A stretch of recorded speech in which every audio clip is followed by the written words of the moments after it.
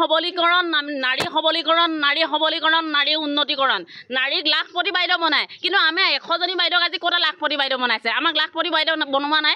আমি অৰুণোদয় আঁচনি বিচাৰি আমি ছাৰৰ ঘৰলৈ যোৱা নাই আমি পোৱাও নাই যোৱাও নাই গতিকে আমি যিটো বিচাৰি গৈছোঁ 100জনীয়া মহিলা সমিতিখনৰ আমি ন্যায়স্থ স্বাৰ্থ বিচাৰি গৈছিলোঁ তাতে আমাক যদি আমি ঘৰটো হেনো তেখেতক বনাবলৈ নিদিওঁ তেখেতে আমাক আইনীগত ব্যৱস্থা ল'ম বুলি কৈছে গতিকে আমিও ইয়াত 100জনী পৰি দিম তেওঁ কি আইনীগত ব্যৱস্থা লয় আমি ল'ব দিবৰ কাৰণে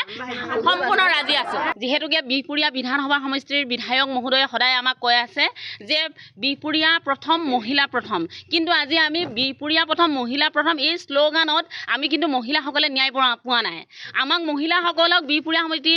সমষ্টিৰ বিধায়ক মহোদয়ে বিহপুৰীয়া তেওঁৰ মানে আৱাস গৃহত আমাক কিন্তু সেইদিনা কালি তাৰিখত আমাক অপমান কৰি পঠাইছে আমাৰ ভাত্ম মহিলা শিল্পী সমবায় সমিতিখনে 1972 চনতে আমি ৰেজিষ্ট্ৰেশ্যন কৰিছিলোঁ এই সমিতিখনে আজি যোৱা 52টা বছৰে আমি এইখন সমিতি এই গৃহটোতে আজি আমি কাৰ্যনিৰ্বাহ চলাই আহিছোঁ গতিকে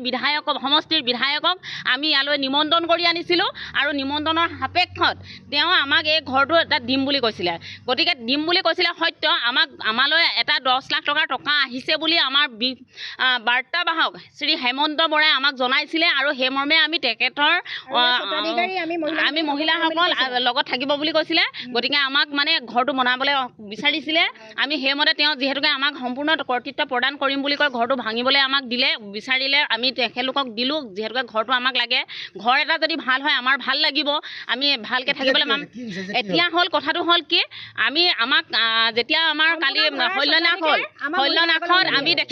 শল্যনাথত আমি দেখিলোঁ যিখন ফলক বনালে ফলকখনত আমাৰ মহিলা সমিতিৰ নাম নাই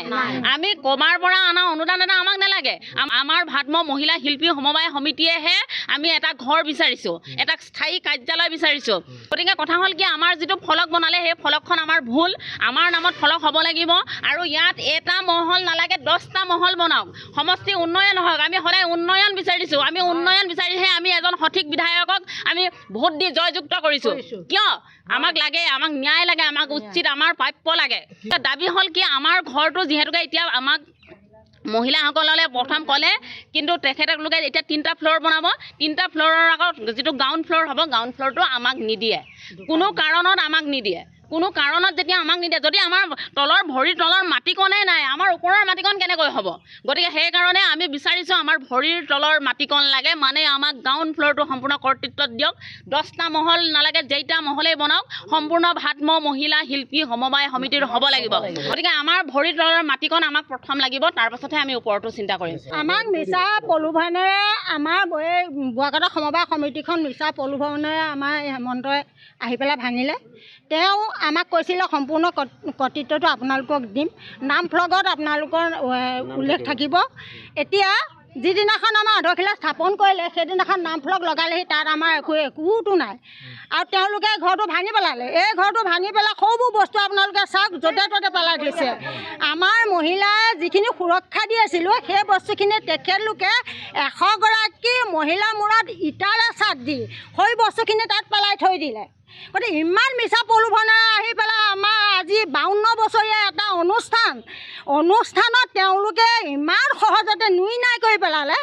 ভাবিব নোৱাৰি তাত আমি প্ৰত্যেকজনী মহিলা আমি ক্ষুণ্ণ হৈছোঁ গতিকে আজি শ্লোগান দিছোঁ বহুত দুখত দিছোঁ